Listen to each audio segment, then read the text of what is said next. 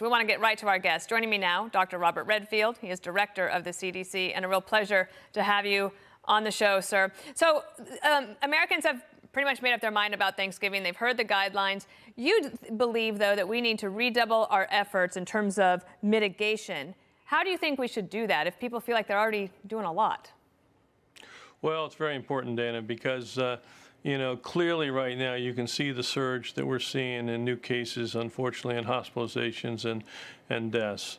And I just try to remind the American public that we're not defenseless against this. We have powerful tools that we now know they work. Wearing masks, that works. Social distancing, hand washing, being smart about crowds, really trying to be careful about what we do in indoor settings.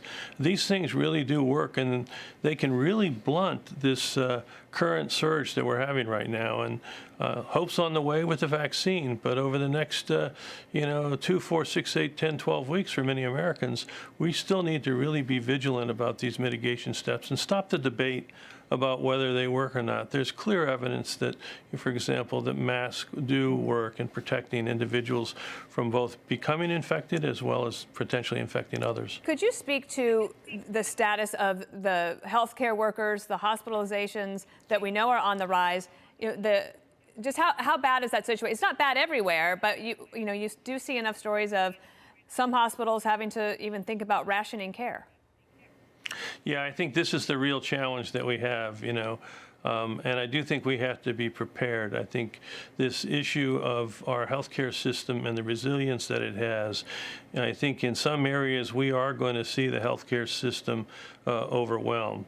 And this is why, again, the vigilance in the mitigation steps is so important to keep those healthcare systems from going over the top in terms of being able to maintain their resilience, not just to serve people with COVID, but to serve people without COVID. So I know that you are a big proponent of following the science and the data, and I want to talk about schools in a moment, but I do want to ask you this. So I read in the New York Times, just that the available data right now doesn't say that small gatherings are a big problem. Do you dispute that?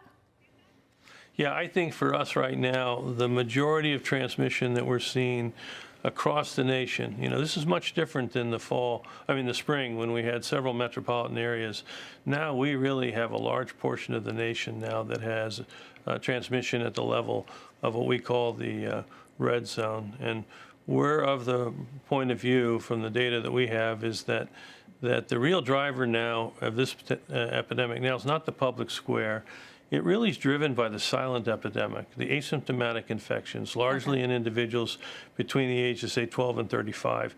And then when we come home to the safety of our own setting, not wearing masks, this is where the inter-household transmission is occurring. And that's why when you go look for rural, like you're from Wyoming, you look rural North Dakota, who would ever think rural North Dakota would be in the red zone? It's all in the red zone. It's really being driven by household gatherings. Okay, so then let me ask you, I know that you just said last week at that White House briefing that schools, you think, should and can stay open.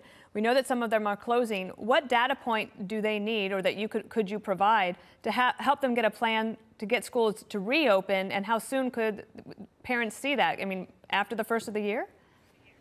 Well, I think it's important for each of these jurisdictions, as I said, to do this not based on emotion, but based on data. So each of these jurisdictions have data in what's happened in their schools since they've opened. And I can say at a national level what we've seen is that we've seen that really the K through 12 schools have not been a source for significant outbreaks or for significant acquisition. When we've gone into schools to evaluate the kids that are infected or the teachers infected, it turns out the teachers got infected from the community, from maybe their spouses or their family. But not the kids. But not the kids. And the students didn't get infected in school, they got infected from their household or their community. So really, if you look at the data, and this is what I'm asking people to do, because each jurisdiction is going to make this decision, look at your own data and see how well has your school program worked. The programs that I've seen across the country, they've really worked remarkably well. Many people that were negative about opening schools now are saying, wait a minute, We were able to do this safely and responsibly. And I think it's an important lesson for other industries that we want to keep Absolutely. open.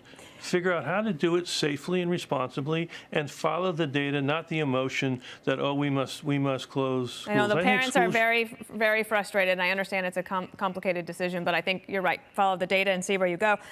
There's good news on these vaccines.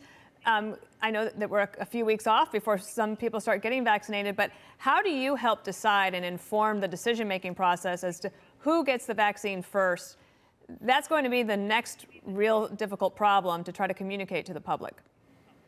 Yeah, I think it's really important. First, it's exceptional that we have these vaccines, and it's very exciting. And again, it just reinforces why I want people to be vigilant, because we're turning the corner now. You don't want to be the last group to end up getting COVID, because the vaccine is going to begin to be rolled out probably by the end of the second week of December. Initially in a hierarchical way, nursing home residents, and then some combination of healthcare providers and individuals at high risk for a poor outcome. And those decisions are in the process of being finalized as we speak.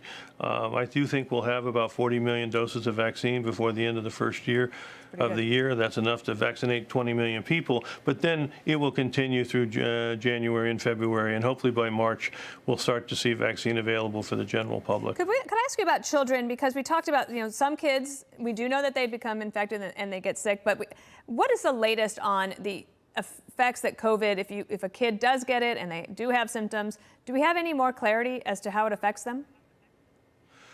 Well, I will say first, children obviously do get infected. Secondly, they can infect others, and they're probably, again, a driver of what I call the silent epidemic and the transmission within households. Third, it is correct that a majority of individuals under 17, if they do get COVID, really don't develop symptoms. And obviously the mortality in that group is extremely, extremely rare.